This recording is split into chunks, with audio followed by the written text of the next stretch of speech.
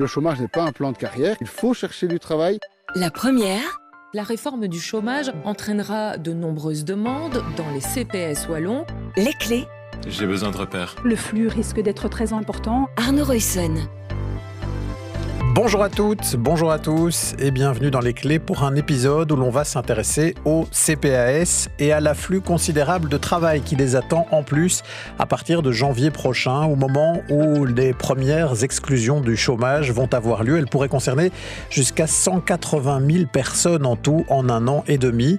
Alors dans le cadre de notre opération Parlons Solutions, on va tenter de comprendre comment travaillent aujourd'hui les CPAS, comment est accordé le revenu d'intégration sociale, comment ces personnes exclues du chômage vont pouvoir être accompagnées et on a 27 minutes pour y voir clair. La première, les clés.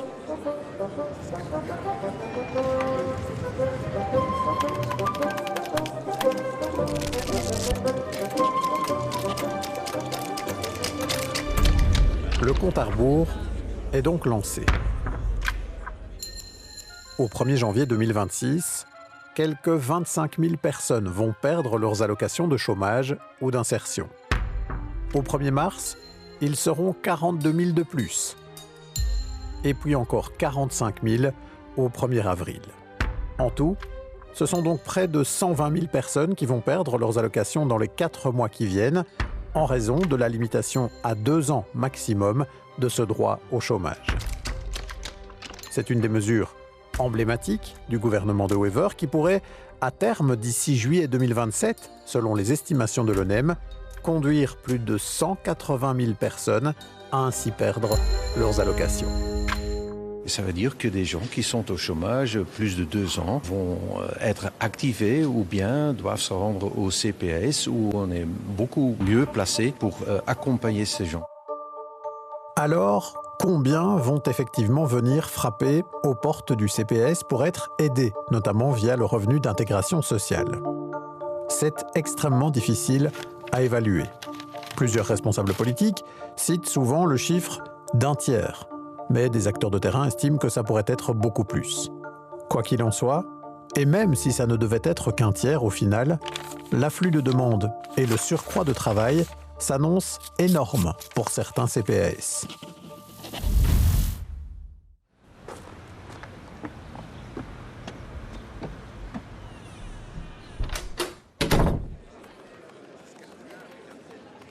Au Centre public d'action sociale de Saint-Gilles, où s'est rendu notre collègue Paul Lonsin, même avant les exclusions proprement dites, le travail a déjà commencé. Depuis l'envoi des premières lettres par l'ONEM, on a des personnes qui sont inquiètes, qui apprennent qu'elles vont être exclues au 1er janvier ou au 1er mars ou plus tard, et qui s'inquiètent des aides auxquelles elles auront droit, et donc qui viennent se renseigner chez nous, soit en nous appelant, soit en venant directement à l'accueil principal. Donc ça fait déjà plusieurs semaines qu'on a un afflux de personnes, et ça s'intensifie vraiment de semaine en semaine. Et ce qu'explique ici Éléonore Cotman, directrice de l'action sociale à Saint-Gilles, n'est sans doute encore qu'un avant-goût de ce qui va suivre. Car ce sont plus de 1000 personnes en plus qui pourraient demander dans les mois qui viennent à bénéficier de l'aide du CPAS, ce qui veut dire une charge de travail considérablement alourdie pour les assistantes et assistants sociaux. Actuellement, un assistant social, il a plus ou moins 90 dossiers à gérer et on considère que c'est vraiment le maximum pour pouvoir offrir un accompagnement de qualité. Et ici, avec un afflux de quasiment 1000 nouveaux bénéficiaires sur quelques mois l'année prochaine, clairement, on doit renforcer nos équipes pour ne pas arriver à 120, 130 dossiers par assistant social. Si on arrive à ça, c'est catastrophique. Il n'y aura plus d'accompagnement de qualité. On ne pourra plus respecter nos délais légaux de 30 jours pour répondre aux nouvelles demandes. Donc clairement, on a besoin de personnel. On a besoin de personnel aussi formé. La formation prend du temps. Et donc l'idée, c'est aussi de pouvoir recruter à temps pour former efficacement nos équipes. Alors bien sûr, les CPS ne seront pas seuls à faire face. Le fédéral leur a promis une enveloppe d'aide et puis surtout, il a promis que la première année, les revenus d'intégration sociale versés par le CPS aux chômeurs en fin de droit seraient compensés à 100%. Mais cela ne va pas couvrir l'ensemble des coûts qu'une telle mesure va faire peser sur certaines communes. Et dans les années qui suivent, cette compensation du revenu d'intégration sociale va baisser progressivement. Alors comment vont faire les CPAS ? Sont-ils réellement mieux armés, comme le disait le Premier ministre, pour accompagner ces personnes et tenter de les ramener vers l'emploi ? Quelles conséquences aussi pour les budgets des communes et donc les citoyens des communes concernées ? C'est à tout cela que l'on va tenter de répondre.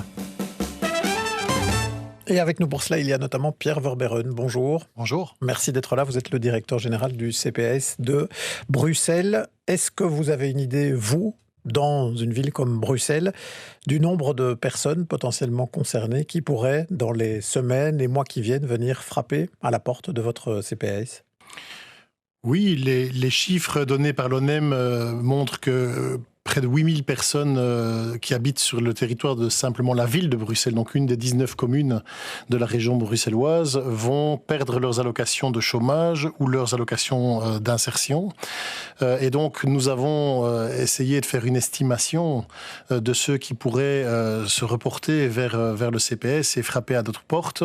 Et effectivement, c'est difficile d'estimer, mais on a essayé de paramétrer, si je peux m'exprimer comme ça, paramétrer notre réponse, et on a organisé une réponse pour 3500 personnes sur les 8000. Donc vous imaginez que sur 8000 personnes qui vont arriver en fin de droit, il y en a 3500 qui auront besoin de votre aide, du CPS, du revenu d'intégration sociale. Les autres, on a une idée de ce que sera leur sort ? Alors une partie, a priori, et c'est déjà le cas aujourd'hui, on sait que 17% des personnes qui ont plus de 6 mois d'allocation de chômage trouvent du travail dans les 6 mois qui suivent leurs allocations de chômage. Donc on peut estimer que déjà le flux habituel les amènera à l'emploi, ce qui est la réalité de base. Et puis on peut imaginer que le fait de perdre les allocations de chômage va obliger une série de personnes à prendre un emploi qu'ils n'auraient pas pris si la fin des allocations de chômage n'était pas décrétée. Et donc, on a estimé que 25 à 27% des gens seraient à l'emploi par après. Et puis, on constate, et singulièrement dans les premières tranches, c'est-à-dire ceux qui ont plus de 20 ans d'allocation de chômage et ceux qui ont plus de 8 ans d'allocation de chômage, qu'une série de ces personnes sont en fait restées au chômage malgré le fait qu'elles sont malades en réalité. Et donc, l'enjeu du transfert de ces personnes vers une indemnité obtenue de la mutuelle va probablement jouer. Et puis, malheureusement, il y a une série de personnes qui, parce qu'elles sont cohabitantes d'un autre membre du ménage qui a des revenus suffisants, pourraient frapper à la porte du CPS, mais trouveront une réponse négative du CPS parce qu'il y a suffisamment de ressources dans le ménage pour vivre de façon conforme à la dignité humaine. Oui, ça renvoie aux conditions d'octroi du revenu d'intégration auquel on va venir dans un petit instant. Juste une question sur l'ambiance au sein d'un CPS comme Bruxelles face à cet afflux très conséquent. C'est déjà une charge de travail aujourd'hui, on l'a entendu à Saint-Gilles, j'imagine que c'est vrai chez vous. Est-ce qu'on est inquiet du côté des assistantes et assistants sociaux, des travailleurs du CPS par rapport à cet afflux qui va arriver sur peu de temps en fait, en quelques mois seulement ? L'inquiétude est vraiment à tous les étages. Je pense que les présidents de CPS, le conseil de l'action sociale, les bourgmestres et les collèges, les assistants sociaux, les lignes hiérarchiques, etc. Tout le monde est inquiet parce que pour quand même, je disais 3500, aujourd'hui nous avons 9000 bénéficiaires du revenu d'intégration. Ça vous donne une idée du C'est plus d'un tiers d'un coup qui pourrait arriver dans les mois qui viennent. C'est surtout en fait 2 à 3 à 4 fois le nombre de nouvelles demandes à traiter. Puisque on peut parler entre guillemets de stock, dont 9000 plus 3500, mais en réalité, c'est 400 nouvelles demandes tous les mois qui arrivent au CPS de la ville de Bruxelles. Et ici, on pourra passer en mars et en avril, on a vu avec les chiffres que vous avez donnés, on arriverait à 3 fois le nombre de nouvelles demandes. Donc, il y a d'une part l'augmentation générale de la charge, mais il y a aussi la rapidité avec laquelle cette charge augmente qui fait que les assistants sociaux vont devoir gérer 3 fois plus de nouvelles demandes. Donc, l'inquiétude, elle est partagée. Alors, évidemment, la question qui se pose, c'est est-ce qu'on est tétanisé par ça ? Et ça, je pense que, ceux qui sont le plus tétanisés sont les grands responsables des CPS parce que la charge financière et l'avenir est très compliqué. Par contre, au niveau des opérateurs de terrain, des assistants sociaux et des lignes hiérarchiques, on est obligé de se préparer de façon extrêmement opérationnelle pour faire en sorte que ça tienne. Et donc, ce que je constate, moi, dans les différents CPS, c'est un travail énorme, mais vraiment colossal, et je pense que c'est vraiment important de le souligner, c'est un travail colossal pour être en capacité d'absorber ces demandes, ces personnes qui vont arriver avec une perte de revenus importante et avec une non-connaissance du système, donc ça va être un travail important, mais il y a aujourd'hui un travail de préparation qui est vraiment à souligner. Ça ne veut pas dire que tout va bien, ça veut dire que ça bosse, quoi. Oui, ça bosse, et on l'a compris, il y a déjà du travail maintenant, et puis on prépare surtout ce surcroît de travail qui va arriver dans les semaines et mois qui viennent. Avec nous, il y a aussi Sandrine Offler. Bonjour. Bonjour. Merci d'être là. Vous êtes, vous, conseillère à la Fédération des CPAS de Wallonie. J'imagine que ce que vient de nous décrire là, Pierre Verberen, c'est quelque chose que vous entendez remonter d'énormément de CPAS aussi un peu partout en Wallonie aujourd'hui. Oui, tout à fait. La situation est exactement la même. Les chiffres sont évidemment différents puisque nous, on parle de 90 000 exclus en Wallonie, dont 30 000 pourraient arriver dans les CPS, et encore c'est une estimation prudente. Mais donc tous les parallèles peuvent être faits, et le sentiment est le même, hein. Donc vraiment une grosse inquiétude quant au financement, et des équipes qui se préparent en mettant en place des logiciels pour les prises de rendez-vous, en faisant de la mobilité interne pour essayer de renforcer les équipes de première ligne, en faisant de l'information, enfin tout ce qui peut être fait pour essayer que ça tienne, parce qu'effectivement on s'attend à un afflux qui va être difficilement gérable, mais en tout cas tout est mis en œuvre pour se préparer. Pour faire face. Ce qu'il faut rappeler aussi, et c'est important, c'est que toutes les communes ne sont pas logées à la même enseigne. Quand on regarde les communes qui vont être les plus touchées, c'est en général les communes les plus pauvres, hein. Je regardais pour Bruxelles, on va avoir Bruxelles, Saint-Josse, Anderlecht, par exemple, Molenbeek bien sûr. Du côté de la Wallonie, on regarde dans les anciens bassins industriels du côté de Charleroi ou du côté de Liège.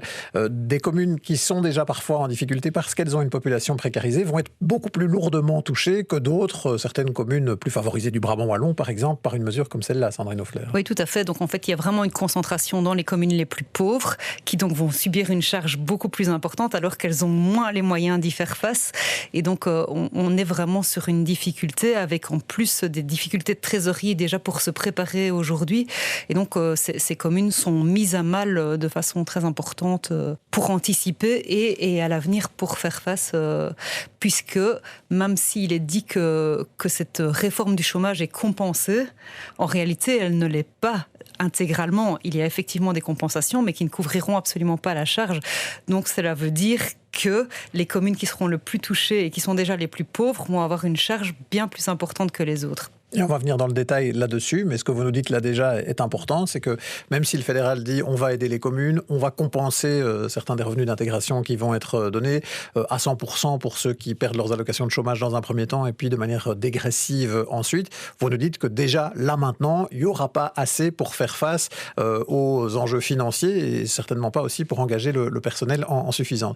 J'aimerais bien qu'on explique maintenant justement comment ça va se passer. Imaginons une personne qui a reçu une lettre de l'ONEM, qui constate au 1er janvier, par exemple, Pierre Verberen, qu'elle a perdu ses allocations de chômage. Qu'est-ce qu'elle peut faire ? Qu'est-ce qui va se passer pour elle si elle vient frapper à la porte du CPAS ? Mais très concrètement, d'abord, il faut qu'elle le frappe le plus rapidement possible à la porte du CPS, parce que dès qu'une personne perd des revenus, ce sont ses crédits qui ne sont pas remboursés, donc c'est son emprunt hypothécaire, c'est éventuellement sa voiture, enfin donc les différents crédits qu'elle a.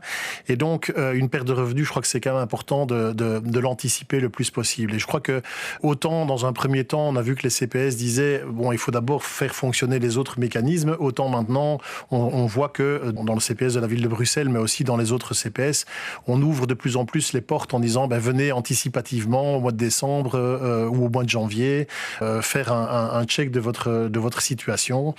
Ça, je crois que c'est quand même important d'être le plus en anticipation, parce que ceux qui vont arriver au mois de mars alors qu'ils ont perdu des revenus en janvier, ça va être compliqué à gérer. Mais ce que les personnes doivent bien comprendre, c'est qu'à l'inverse du chômage, où quand on perd son revenu, on a droit aux allocations de chômage et personne ne regarde la situation du ménage. Dans les CPS, la situation est totalement différente, puisque en fait la question qui se pose pour un CPS n'est pas de savoir s'il y a une perte de revenus. La question qui se pose, c'est est-ce que le ménage sait vivre de façon conforme à la dignité. Et donc on va examiner les revenus disponibles, par exemple. Est-ce que la personne dispose d'une maison ou d'un appartement? Est-ce qu'elle est propriétaire? Et donc on devra tenir compte du précompte immobilier. Est-ce que dans le ménage, dans les cohabitants membres du ménage, il y a des revenus suffisants. Et donc, on va demander de savoir quels sont les revenus des autres membres du ménage. Et donc, on va faire la balance entre tout ça pour voir si la personne est en état de besoin réellement ou si les autres membres du ménage peuvent compenser la perte de revenus. Pas nécessairement compenser, mais en tout cas garantir un socle minimal. Donc, c'est pas un revenu un peu inconditionnel auquel on a droit parce qu'on aurait travaillé. Là, c'est quelque chose, c'est une sorte de filet de sécurité où on va vérifier que vous n'avez vraiment pas d'autres ressources et alors venir compenser pour que vous soyez au seuil minimal qu'on juge acceptable. C'est ça, en gros. C'est ça. Donc, il y a 6 conditions pour obtenir le revenu d'intégration. Et une de ces conditions, les autres sont assez techniques, si je peux dire, être de nationalité belge ou équivalente, etc. Mais il y a une condition qui est être en état de besoin. Donc, on va examiner l'état de besoin de la personne et de son environnement dans lequel elle navigue, donc de ses cohabitants. Et donc, ça va être quand même intrusif. Donc, il y a une loi, donc il y a quand même un socle, et ce n'est pas à la tête du client du tout. Donc, il y a vraiment une base légale qui est extrêmement forte, mais cette base légale prévoit qu'on regarde les revenus du ménage, les capacités et ses dépenses. Donc, c'est quand même beaucoup plus intrusif. Enfin, là où le chômage n'est pas du tout intrusif, puisque c'est un système assurantiel. Il vous arrive un accident, vous perdez votre travail, vous avez une assurance et donc l'assurance prend le relais. Ici, c'est pas du tout la même chose. On va commencer à regarder les revenus. Et ça, je pense qu'il y a beaucoup de personnes qui sont pas prêtes à ce qu'on regarde. Et les pratiques des CPS en la matière sont très balisées, mais chaque CPS s'organise quand même à sa manière et donc il va y avoir des différences de traitement entre les différents Belges qui seront dans cette situation. Et ça veut dire, à vous entendre, qu'il y a des personnes qui avaient droit à une allocation de chômage, qui vont arriver ici en fin de droit et qui vont découvrir que parce qu'elles sont dans telle situation financière, parce qu'elles sont cohabitantes, en fait, ne vont pas avoir un revenu d'intégration sociale qui va venir en quelque sorte se substituer à l'allocation de chômage. Mais je pense qu'il faut revenir à des questions statistiques en disant que justement une statistique, c'est une norme générale, mais chaque situation doit être examinée au cas par cas. Mais statistiquement parlant, les CPS ont considéré qu'entre 80 et 90% des gens qui sont cohabitants, donc des gens qui cohabitent avec quelqu'un qui a des revenus, ne bénéficieront pas d'allocation du revenu d'intégration. Donc 80 à 90%, donc c'est énorme. Alors peut-être qu'individuellement, chaque personne ne doit pas se dire « je suis cohabitant, donc c'est foutu pour moi ». Il faut faire le check, il faut regarder, mais les statistiques sont quand même terribles. Alors, Sandrine Hoffler, une fois qu'on a fait cette étude-là, qu'on décide d'octroyer ce revenu d'intégration sociale, il y a aussi tout un plan d'accompagnement qu'on appelle un projet individualisé d'intégration sociale qui est mis sur pied. Ça veut dire que c'est pas juste dire du côté des CPS, bon ben voilà, maintenant vous avez votre revenu, vous pouvez rentrer chez vous et vous débrouiller avec ça. Il y a aussi tout un suivi après qui se met en place. Tout à fait, mais donc comme Pierre le disait, il y a 6 conditions pour obtenir le revenu d'intégration et la 6e condition, c'est la disposition au travail. Donc il faut que la personne fasse la preuve qu'elle est disposée à se mettre en mouvement, à chercher du travail ou à suivre une formation ou à suivre une activité, en tous les cas, qui la met en mouvement. Et donc, pour formaliser un peu cette mise en mouvement, le CPS a l'obligation de signer avec tous les nouveaux bénéficiaires du revenu d'intégration un contrat qui s'appelle le PIS, le projet individualisé d'intégration sociale, dans lequel on va formaliser ce qui est conclu entre le CPS et la personne. Et donc, ça, c'est aussi une spécificité CPS, puisqu'au niveau du Forem et d'Actiris, il y a un plan d'action uniquement pour les moins de 25 ans. Au CPS, c'est pas limité aux plus de 25 ans, c'est pour tout le monde. Et il y a vraiment ce contrat qui doit être passé et respecté. Quand on entendait Bardot-Wever dire dans l'introduction, en fait, les CPS sont mieux armés, mieux placés, du coup, pour aider ces personnes, y compris dans une trajectoire de retour à une vie professionnelle. Vous êtes d'accord avec lui, les CPS ont les ressources, les moyens, les compétences aussi pour mieux accompagner ces personnes ? En tout cas, les CPS ont de grandes compétences en termes d'accompagnement social et en termes d'insertion socio-professionnelle. Les CPS ne vont pas commencer à faire de l'insertion professionnelle parce qu'il y a la réforme du chômage. Ça fait bien longtemps déjà, et depuis toujours que ça existe et que ça a fait ses preuves. On a des leviers, les contrats qu'on appelle contrats article 60 ou article 61. Ce sont des choses qui sont largement utilisés par les CPS et avec de très bons résultats en termes d'insertion socio-professionnelle. Donc oui, les CPS le font bien et vont continuer à le faire, mais avec des moyens qui sont atteints. Là, tous les moyens vont être mis sur l'accueil des personnes. Et les services insertion socio-professionnelle risquent d'en pâtir parce qu'ils vont être déforcés. Oui, quand on entend évidemment qu'il va y avoir beaucoup plus de dossiers par assistant social ou assistante sociale, ça veut dire qu'on ne va plus pouvoir faire le même suivi. En tout cas, dans un premier temps, quand il va falloir digérer ici la réforme, ça va être compliqué justement de travailler à cette insertion notamment. Mais en tous les cas, dans les compensations financières qui ont été prévues par le fédéral, rien n'a été prévu pour l'insertion à l'emploi. Ce qui est particulier quand même, puisqu'on nous dit quand même que c'est le but de la réforme de mettre des personnes à l'emploi. Tout à fait. Et au contraire, même on a un déforcement puisqu'il y a des subventions qui tombent et les services d'insertion socio-professionnelle sont déforcés pour aller faire l'accueil, pour essayer que cet accueil se passe au mieux. Donc on a un déforcement plutôt qu'un renforcement. Donc ça nous met vraiment en difficulté. Et pour vous, Pierre Verbeeren, je le rappelle, un directeur général du CPS de Bruxelles, vous estimez que les CPS vont être effectivement mieux armés, mieux placés pour accompagner ces personnes, notamment dans une trajectoire d'un retour à une vie professionnelle ?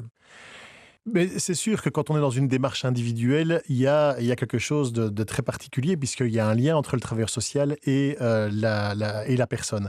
Mais par contre, il faut quand même savoir qu'aujourd'hui, 70% des personnes qui sont accompagnées par le CPS ne sont pas accompagnées vers l'emploi puisque la moitié d'entre eux sont aux études et donc notre accompagnement vise à rendre leurs études possibles. Et l'autre moitié des 70% sont des personnes qu'on appelle dispensées de disposition au travail pour des raisons de santé ou d'équité. Par exemple, une femme enceinte, ou d'une femme qui vient d'accoucher, ou quelqu'un qui est malade, etc. Donc, en fait, la partie que nous accompagnons vers l'emploi, elle est assez congrue. Or, aujourd'hui, elle va devenir massive. En tout cas, le projet du gouvernement, c'est d'en faire une action massive. Et donc, les CPS, bien sûr, ont le métier, mais le métier n'est pas du tout calibré de façon suffisamment forte que pour qu'on puisse absorber l'ensemble de ce public. Et donc, le premier défi, ça va être de recevoir ces personnes. Et le deuxième défi, ça va être de muscler nos capacités d'articulation avec Actiris, avec le Forum et avec tous les dispositifs d'insertion socio-professionnelle, les fonds sectoriels, qui sont quand même des métiers qu'on pratique à la marge aujourd'hui, qui vont devoir devenir centraux. Et tout cela pose évidemment la question des moyens. Or, les CPS nous disent déjà que ce qu'ils vont recevoir en compensation du fédéral face à cette mesure d'exclusion du chômage sera largement insuffisant. Et en plus, il faut le rappeler, les finances des CPS sont reliées à celles des communes qui sont elles-mêmes fortement sous pression aujourd'hui. Et ça, on va le voir tout de suite avec Sarah Pousset. Chaque année, la banque Belfius évalue l'état des finances des communes. Et pour 2025, l'étude analyse aussi les effets futurs des différentes réformes régionales et fédérales. Et elle pointe plusieurs grands défis. Défi numéro 1, les charges des pensions du personnel statutaire continuent de peser toujours plus sur le budget des communes. Le fédéral a promis un allègement de ces charges, mais sans détail pour l'instant. À savoir qu'à partir de 2026, Belfius indique que la part du budget des communes consacrée aux pensions des statutaires dépassera même la totalité du montant consacré à la masse salariale actuelle. Conclusion de Belfius, un financement externe est indispensable. Deuxième défi, l'augmentation de la demande d'aide sociale. En moyenne, les communes dépensent 212 € par habitant pour leur CPAS. Mais parfois, ce montant augmente quand les communes doivent compenser le déficit du CPAS, puisque, rappelons-le, CPAS et communes doivent afficher un budget à l'équilibre. Belfius estime que l'impact sur les communes wallonnes de la réforme des allocations de chômage s'élèvera à 190 millions d'euros par an. Or, le fédéral a prévu des aides à hauteur d'environ 300 millions d'euros, mais pour les 3 régions. Pas sûr donc que tous les coûts de personnel ou d'aménagement supplémentaires seront couverts. À moins d'un mois de la fin de l'année, les CPS attendent d'ailleurs toujours le fonds de 26 millions d'euros qui leur était promis en 2025 pour s'adapter à ces changements. Troisième défi souligné par Belfius, avec la réforme fiscale du fédéral, les communes vont perdre des recettes sur l'impôt des personnes physiques, ce qui représente quand même 20% de leur rentrée. Il n'est donc pas exclu que certaines augmentent les taxes additionnelles. Thomas Dermine, bourgmestre de Charleroi, pointe lui l'impact d'une autre réforme, la baisse des subsides régionaux pour les emplois dits APE. Il est au micro de Thomas Gadisseux. Ces APE, c'est un peu un terme barboire, mais c'est des gens dans les crèches, c'est des accueillantes pour les enfants, c'est des travailleurs qui s'occupent des espaces verts, etc. Et donc là aussi, sans aucune visibilité, on doit compenser. Donc c'est l'exemple typique d'une mesure que la région prend, on réduit les APE, et puis derrière, c'est vraiment des services publics de proximité. Le bourgmestre socialiste a l'impression que les autres niveaux de pouvoir se défoulent sur les communes et il y voit un risque principal. Toutes les communes, et pas que les grandes villes, même les petites communes, elles sont en train de mettre leur plan d'investissement à zéro. C'est-à-dire qu'on ne va plus rénover de voiries, on ne va plus rénover d'écoles, on va arrêter de rénover énergétiquement des bâtiments, d'investir dans l'espace public. Voilà, Thomas Dermine, bourgmestre socialiste de Charleroi, le Parti socialiste qui est dans l'opposition, on va le rappeler quand même, au fédéral et à la région, mais qui est aussi bourgmestre d'une commune qui va être particulièrement touchée par cette réforme des allocations de chômage. Sandrine Offler, un petit mot justement sur vos estimations à vous. Vous estimez qu'on va avoir quel impact financier pour les communes belges et les CPS en particulier de cette réforme des allocations de chômage? Puisque vous nous avez dit qu'il y a des choses qui vont être compensées par le fédéral, mais vous voyez déjà qu'il y a des choses qui ne seront pas compensées à hauteur des surcoûts. Oui, donc déjà dire que la dotation communale, donc ce processus de compensation des communes pour combler le déficit des CPS, aujourd'hui, c'est 27% du budget des CPS. Et donc, cette dotation communale, elle va augmenter clairement. Pourquoi ? Parce que le coût à charge des CPS va être important. Il va être important parce qu'il y a effectivement le revenu d'intégration qui est financé plus ou moins à 65% par l'État fédéral, mais le reste à charge des CPS. Il y a toutes les aides sociales complémentaires, donc tout ce qui vient en plus du revenu d'intégration pour des personnes qui sont bénéficiaires du revenu d'intégration ou pour des personnes qui ne le sont pas d'ailleurs, mais qui ont du mal à payer une facture, etc. Donc ça, on estime ça à 357 millions d'euros pour la législature, et il y a tous les besoins en personnel et en locaux.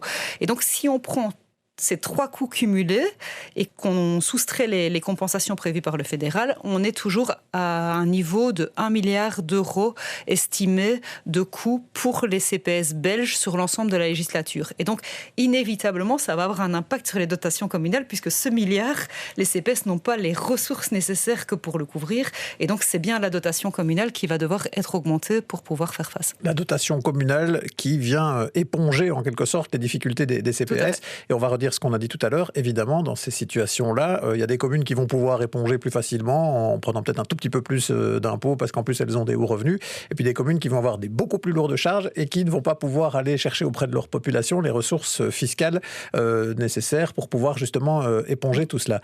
Un tout dernier mot, il nous reste 1 minute, Pierre Verberen, sur la crainte aussi du côté des CPAS, j'ai pu le lire, d'être aussi le réceptacle d'un désespoir, d'une colère aussi parfois de ces personnes qui vont vivre les conséquences de ces réformes et dont les interlocuteurs, ce seront justement les travailleurs sociaux, les assistantes et assistants sociaux dans les CPS. Oui, je pense que le CPS symbolise le système. Et donc, puisqu'on est le dernier filet de sécurité, d'une certaine manière, l'incompréhension et voire le mécontentement des citoyens à l'égard du système s'adresse évidemment sur le dernier filet de sécurité. Et donc, nos assistants sociaux, nos accueillants, etc., constatent qu'il y a une très grande incompréhension. Il y a un sentiment d'être abandonné. Donc, ça, c'est ce qu'on voit dans les séances d'information. Et parfois, une certaine colère par rapport à l'ensemble de ce qui représente le système. Mais je veux être clair, dans le système, il y a les syndicats, les mutuelles, les CPAS, l'ONEM, le Forem, Actiris, etc. Mais c'est le CPS qui, quelque part, est le dernier dépositaire du problème.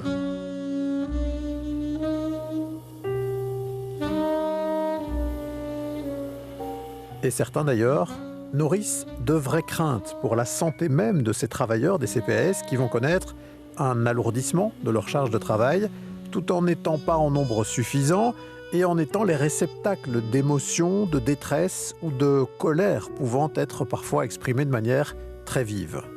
Tout cela nous rappelle que derrière ces mesures que l'on regarde souvent en termes de déclarations politiques, en termes de pourcentage ou de tableaux de chiffres, il y a des humains.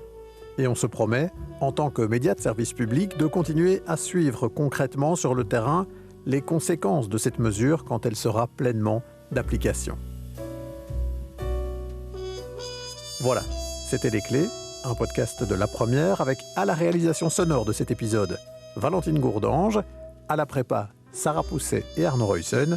Si vous souhaitez nous écrire, je vous rappelle notre adresse lesclés@rtbf.be.